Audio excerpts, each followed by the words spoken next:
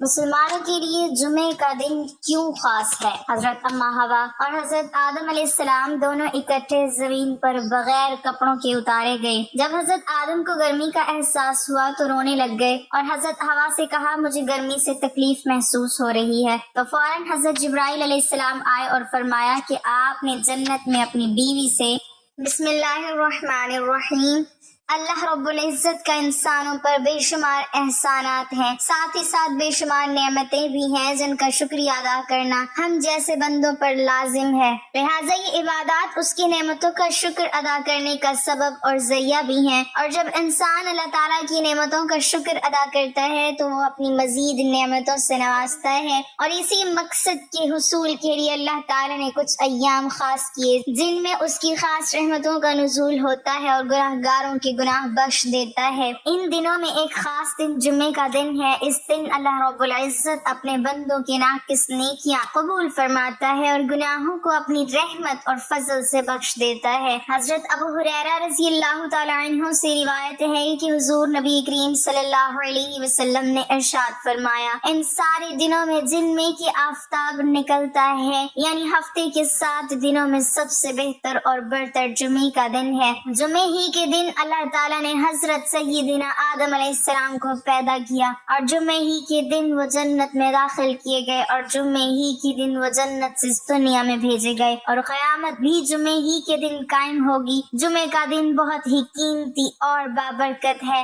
ہفتے کے دنوں کا سردار اور افضل دن ہے۔ اس کی عظمت اور شان کے لیے یہی کافی ہے کہ اللہ پاک نے اس عظیم دن کی قسم کھائی ہے۔ قرآن مجید میں اللہ تعالیٰ ارشاد فرماتے ہیں، اے میرے حبیب صلی اللہ علیہ وسلم فرما دیجیے کہ اے لوگو، اگر تم اللہ تعالیٰ سے محبت رکھتے ہو تو میری اطاعت کرو، اللہ تعالیٰ تم سے محبت فرمائیں گے اور تمہارے گناہ معاف فرما دیں گے، اور اللہ تعالیٰ بخشنے والے بہت مہربان ہیں۔ اور اسی طرح سورۃ الاحزاب میں ارشاد فرمایا کہ یقیناً تمہارے لیے رسول اللہ صلی اللہ علیہ وسلم کی ذات مبارکہ میں بہترین نمونہ ہے۔ ترمذی شریف میں حضرت انس رضی اللہ تعالی عنہ سے روایت ہے کہ حضور نبی کریم صلی اللہ علیہ وسلم نے ارشاد فرمایا، جس نے میری سنت سے محبت کی اس نے مجھ سے محبت کی، اور جس نے مجھ سے محبت کی وہ میرے ساتھ جنت میں ہوگا۔ مشکات المصابیح میں حضرت ابو ہریرہ رضی اللہ تعالی عنہ سے روایت ہے کہ حضور نبی کریم صلی اللہ علیہ وسلم نے ارشاد فرمایا، جس شخص نے میری امت کے فساد کے وقت میری سنت کو تھام لیا تو اس کے لیے 100 شہیدوں کا اجر ہے۔ حضرت طارق بن شہاب رضی اللہ تعالی عنہ سے روایت ہے کہ حضور نبی کریم صلی اللہ علیہ وسلم نے ارشاد فرمایا، جمعے کی نماز جماعت کے ساتھ ادا کرنا ہر مسلمان پر لازم و واجب ہے۔ اس وجوب سے 5 قسم کے آدمی میں مستثنی ہے۔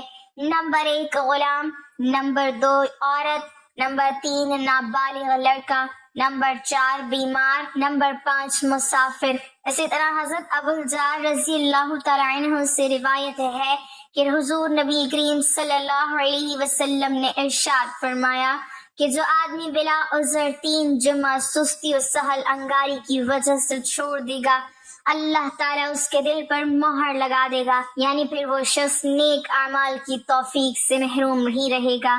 حضرت سلمان فارسی رضی اللہ تعالی عنہ سے روایت ہے کہ حضور نبی کریم صلی اللہ علیہ وسلم نے ارشاد فرمایا کہ جو آدمی جمعے کے دن غسل کرے اور جہاں تک ہو سکے صفائی پاکیزگی کا اہتمام کرے، جو تیل و خوشبو اس کے گھر میں ہو اسے لگائے، پھر وہ گھر سے نماز کے لیے جائے اور مسجد پہنچ کر اس کی احتیاط کرے کہ جو 2 آدمی پہلے سے ساتھ بیٹھے ہوں ان کے درمیان نہ بیٹھے، پھر جو نماز یعنی سنت و نوافل کی جتنی رکعتیں اس کے لیے مقدر ہوں وہ پڑھے، پھر جب امام خطبہ دے تو توجہ و خاموشی کے ساتھ اس کو سنے، تو اللہ تعالیٰ کی طرف سے اس جمعے کے گزشتہ جمعے کے درمیان کے اس کے تمام گناہ بخش دیے جائیں گے۔ حضور نبی کریم صلی اللہ علیہ وسلم نے ارشاد فرمایا، جو شخص جمعے کے دن 7 اعمال کر لے اس کو مسجد جاتے ہوئے ہر قدم پر 1 سال کی نفلی نمازوں کا ثواب اور 1 سال کے نفلی روزوں کا اجر و ثواب ملے گا۔ وہ 7 اعمال یہ ہیں،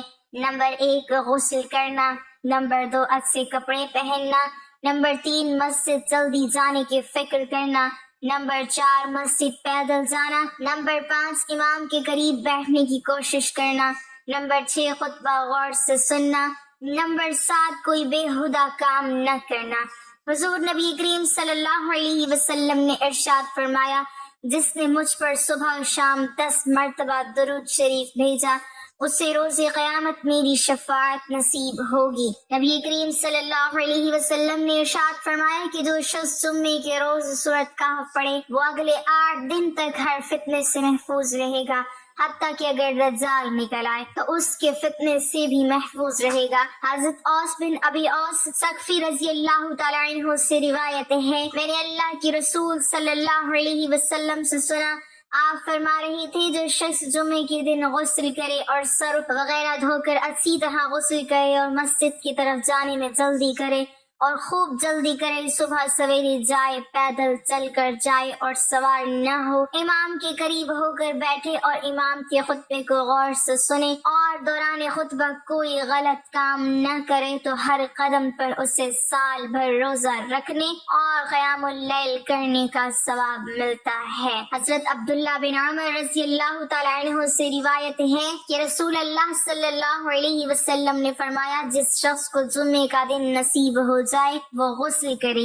حضرت عبداللہ بن عباس رضی اللہ تعالیٰ عنہ فرماتے ہیں، اس وقت یعنی اذان جمعہ کے وقت خرید و فروخت حرام ہو جاتی ہے، اور حضرت عطا رحمۃ اللہ علیہ فرماتے ہیں کہ اس وقت یعنی اذان جمعہ کے وقت تمام کاروبار حرام ہو جاتے ہیں۔ حضرت سلیمان رضی اللہ تعالیٰ عنہ نبی کریم صلی اللہ علیہ وسلم سے روایت کرتے ہیں کہ جب امام بیان کرے یا خطبہ دے سننے والا چپ رہے۔ حضرت اوس بن اوس رضی اللہ تعالیٰ عنہ سے روایت ہے کہ نبی کریم صلی اللہ علیہ وسلم نے فرمایا، جمعے والے دن جامع مسجد پہنچ کر امام کے قریب ہو کر بیٹھے اور خوب خاموشی سے سنے اور مکمل چپ رہے۔ حضرت ابو سعید خدری رضی اللہ تعالیٰ عنہ سے روایت ہے کہ حضور نبی کریم صلی اللہ علیہ وسلم نے ارشاد فرمایا، جو شخص جمعے کے دن سورۃ کہف پڑھے اس کے لیے نور روشن ہو جائے گا 2 جمعے کے درمیان۔ حضرت سیدنا علی بن ابی طالب رضی اللہ تعالیٰ عنہ سے روایت ہے کہ حضور نبی کریم صلی اللہ علیہ وسلم نے ارشاد فرمایا، جس شخص نے جمعے والے دن سورۃ الکہف کی تلاوت کی تو وہ آئندہ جمعے تک ہر طرح کے فتنے سے بچایا جاتا ہے، یہاں تک کہ اگر دجال بھی نکل آئے تو اس سے بھی محفوظ رہے گا۔ اسی طرح حدیث مبارک میں آتا ہے کہ جس شخص نے سورۃ کہف کی پہلی 10 آیتیں حفظ کر لی اور پابندی سے پڑھتا رہا وہ دجال کے فتنے سے بچا دیا جائے گا۔ اسی طرح آخری 10 آیتوں کے متعلق بھی روایت آتی ہے، اور اسی طرح ایک روایت یہ بھی آتا ہے کہ جو شخص سورۃ کہف کی پہلی 3 آیتیں پڑھتا رہے گا وہ بھی دجال کے فتنے سے محفوظ رہے گا۔ احادیث شریف کی روشنی میں جمعے کے دن قبولیت والی گھڑی کے متعلق علماء نے 2 وقتوں کا ذکر کیا ہے۔ نمبر 1 دونوں خطبوں کا درمیانی وقت جب امام ممبر پر کچھ لمحات کے لیے بیٹھتا ہے، زبان کے بجائے صرف دل میں دعا کریں۔ نمبر 2 غروب آفتاب سے کچھ وقت قبل جمعہ کے دن دعا مانگنا، خاص کر دونوں خطبوں اور عصر سے مغرب کے درمیان۔ واضح رہے کہ دونوں خطبوں کے درمیان دعا صرف دل ہی دل میں کی جائے، زبان سے نہیں، اور نہ ہی اس کے لیے ہاتھ اٹھائے جائیں۔ جمعہ کا دن حضور اکرم صلی اللہ علیہ وسلم کے غلاموں اور امتیوں کے لیے رحمت و بخشش کا ذریعہ بنایا گیا اور اسے سید الایام کہا گیا۔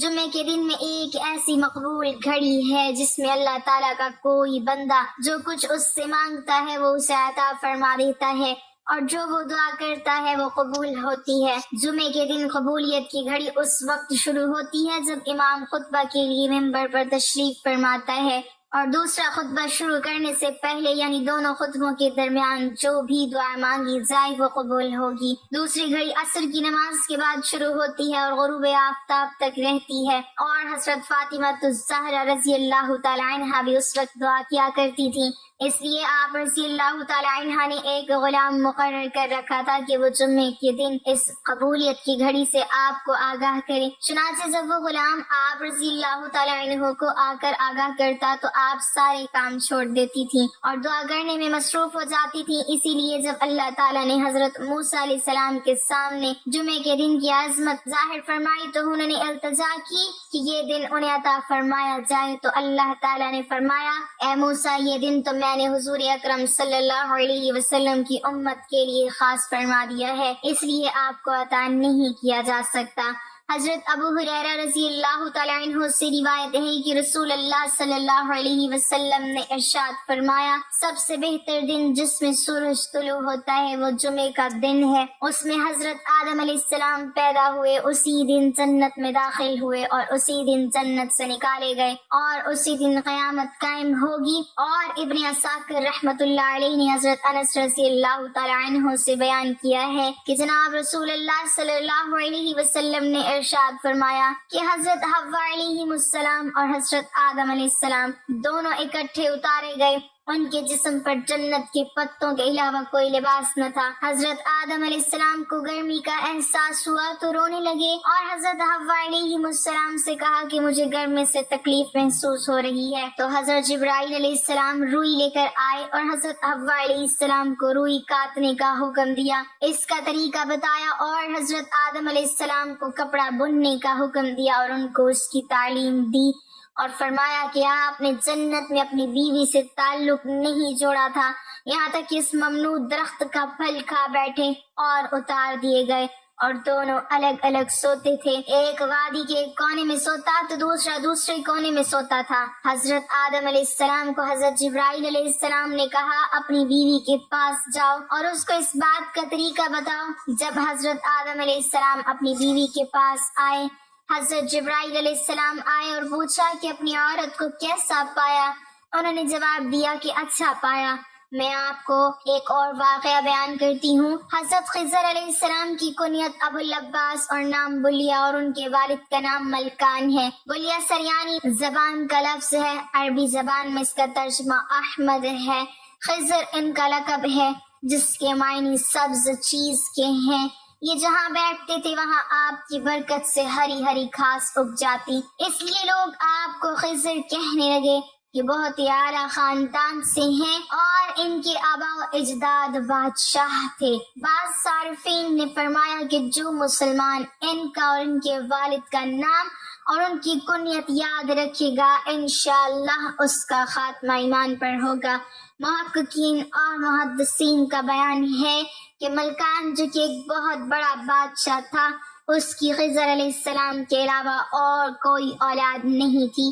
آپ علیہ السلام ملکان کے اکلوتے بیٹے تھے، اس لیے اسے ایک دن خیال آیا اپنے بیٹی کی شادی کر دینی چاہیے تاکہ یہ سلسلہ نسب جاری رہے. حضرت خضر علیہ السلام عبادت میں سارا دن اور ساری رات گزار دیتے تھے، اس لیے انہیں عورت میں رغبت نہیں تھی اور آپ علیہ السلام شادی کرنا نہیں چاہتے تھے. مگر آپ کے باپ نے آپ علیہ السلام کو مجبور کر کے آپ کی شادی ایک نہایت حسین جمیل باقرہ لڑکی سے کر دی.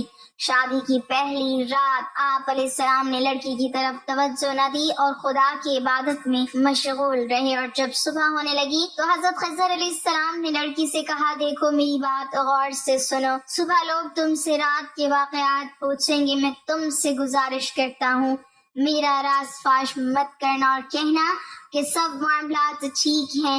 لڑکی نے آپ علیہ السلام سے وعدہ کر لیا اور صبح کو وہی کہا جو آپ علیہ السلام نے اسے سکھایا تھا. مگر لوگوں کو پھر بھی شک ہو گیا اور انہوں نے حضرت خضر علیہ السلام کے والد سے اس شبہ کو ظاہر کیا. آپ علیہ السلام کے والد نے کہا کہ دائی کو بلا کر تحقیق کروائی جائے. چنانچہ دائی کو بلوا کر لڑکی کی تحقیق کروائی گئی اور دائی نے بتایا کہ لڑکی ابھی بھی کنواری ہے. دائی نے آپ علیہ السلام کے والد سے حالات کا انکشاف کیا اور کہا کہ اپنے بیٹے کو ایک غیر پاکرہ عورت مہیا کرو، کیونکہ عین ممکن ہے کہ آپ کے بیٹے کو کنواری عورت میں کسی قسم کی دلچسپی نہ ہو اور کوئی ایسی کمزوری ہو جس کی وجہ سے کنواری لڑکی ان کے لیے بیکار ہو. چنانچہ حضرت خضر علیہ السلام کے والد نے آپ علیہ السلام کی شادی ایک غیر باکرہ عورت سے طے کر دی اور اس عورت کو ہدایت دی کہ رات کے ٹھیک ٹھیک حالات سے باخبر کر دیں. چنانچہ جب خلوت ہوئی تو تب بھی پہلی لڑکی کی طرح اس عورت کی طرف متوجہ نہ ہوئے اور ساری رات خدا کی عبادت میں مصروف رہے۔ عورت کو اس بات پر بہت غصہ آیا اور جب اس سے رات کے بارے میں پوچھا گیا تو اس نے راز فاش کر دیا اور کہا کہ یہ نوجوان مرد ہی نہیں ہے۔ حضرت خضر علیہ السلام کے والد کو جب اس کی خبر معلوم ہوئی تو اسے سخت غصہ آیا۔ اس نے آدم علیہ السلام کو سزا دینے کا فیصلہ کر لیا۔ اس نے حضرت خضر علیہ السلام کو کمرے میں بند کر دیا اور کمرے کے دروازوں کو چونا گارا اور اینٹ پتھر سے چنوا دیا، حتیٰ کہ 2 دن اسی حال میں رکھا۔ 2 دن بعد والد کی محبت اپنے بیٹے کے لیے جاگ اٹھی اور کمرے کو کھولنے کا حکم دیا، مگر جب کمرہ کھولا گیا تو حضرت خضر علیہ السلام کمرے میں موجود ہی نہیں تھے، اور یہ بات لوگوں کے لیے بڑی حیرانی کا باعث بنی۔ پوری کوشش کے باوجود ملکان کے سپاہی آپ علیہ السلام کو تلاش نہ کر سکے۔ حضرت خضر علیہ السلام اللہ کی قدرت کی بدولت وہاں سے نکل کر حضرت ذوالقرنین علیہ السلام کے پاس جا پہنچے اور ان کے ہمراہ بڑے ظلمات میں جا کر آب حیات نوش کیا اور ہمیشہ کے لیے اپنی زندگی کے مالک بن گئے۔ خدا نے آپ علیہ السلام کو دریاؤں پر معطل کر دیا، چنانچہ آپ علیہ السلام دریا میں ہی قیام پذیر ہو گئے۔ ایک دن آپ علیہ السلام ایک جزیرے میں نماز پڑھ رہے تھے کہ اتنے میں آپ علیہ السلام کے وطن کے 2 تاجر کشتی کے حادثے کے بعد اسی جزیرے میں جا پہنچے۔ جب آپ علیہ السلام نماز سے فارغ ہوئے تو ان لوگوں نے حالات بتائے۔ جب انہوں نے غور سے دیکھا آپ علیہ السلام کو پہچان لیا اور باہمی تعارف کے بعد لوگوں نے اپنی مشکل بیان کی۔ حضرت خضر علیہ السلام نے فرمایا میں تمہاری مدد کر سکتا ہوں، لیکن تم اپنے وطن جا کر میرا ذکر کسی کے سامنے نہ کرنا۔ ان لوگوں نے وعدہ کیا کہ آپ علیہ السلام کا ذکر کسی کے سامنے نہیں کریں گے۔ حضرت خضر علیہ السلام نے ایک ابر کو حکم دیا کہ انہیں ملک پہنچا دیں۔ ابر ان کو لے اڑا اور وہ اپنے ملک جا پہنچے۔ اپنے گھر پہنچنے کے بعد ایک آدمی تو وعدے پر قائم رہا، مگر دوسرے نے یہ راز فاش ہی نہیں کیا، بلکہ آپ علیہ السلام کے والد ملکان کے پاس جا پہنچا اور اس کو آپ علیہ السلام سے ملاقات کا سارا واقعہ بیان کر دیا۔ اس نے یہ بھی کہا کہ میرے ساتھ ایک اور تاجر بھی تھا۔ بادشاہ ملکان نے اسے اپنے پاس حاضر ہونے کا حکم دیا۔ جو ملکان نے اس سے پوچھا تھا وہ وعدے کی پابندی کرتے ہوئے بولا یہ شخص جھوٹ بول رہا ہے، میں تو اس کو جانتا بھی نہیں۔ اس نے کہا کہ اے بادشاہ سلامت، اس آدمی کو قید کر لیجئے اور میرے ساتھ اپنے ساتھی اس جزیرے میں بھیج دیجئے، ساری حقیقت سامنے آ جائے گی۔ چنانچہ بادشاہ نے اس تاجر کے ساتھ آدمی جزیرے کی طرف بھیج دیے، مگر جب وہاں پہنچے تو ادھر کسی کو بھی نہیں پایا اور واپس آ کر بادشاہ کو سارا قصہ بیان کر دیا۔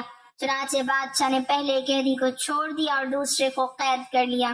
اس شہر میں کوئی بڑی تباہی آ گئی کیونکہ وہاں کے لوگ بہت سخت گناہ گار تھے۔ اس تباہی میں تقریباً سبھی برباد ہو گئے، لیکن صرف 2 ہی انسان بچ گئے، ایک وہ عورت اور دوسرا وہ تاجر جنہوں نے حضرت خضر علیہ السلام کا راز فاش نہیں کیا تھا۔ جب ان دونوں کی آپس میں ملاقات ہوئی اور ایک دوسرے سے اپنے بچنے کا سبب حضرت خضر علیہ السلام کے راز کو افشا نہ کرنے کا یقین کر لیا تو وہ دونوں مسلمان ہو گئے۔ دونوں نے آپس میں نکاح کر لیا اور اس ملک سے ہجرت کر کے دوسرے ملک روانہ ہو گئے۔ اللہ پاک ہمیں بہتر عمل کرنے کی توفیق عطا فرمائے اور ہمیں نیکوکاروں میں شامل کرے، آمین۔ ناظرین، کمنٹ باکس میں اللہ تعالیٰ کے 99 ناموں میں سے ایک نام ضرور ٹائپ کریں۔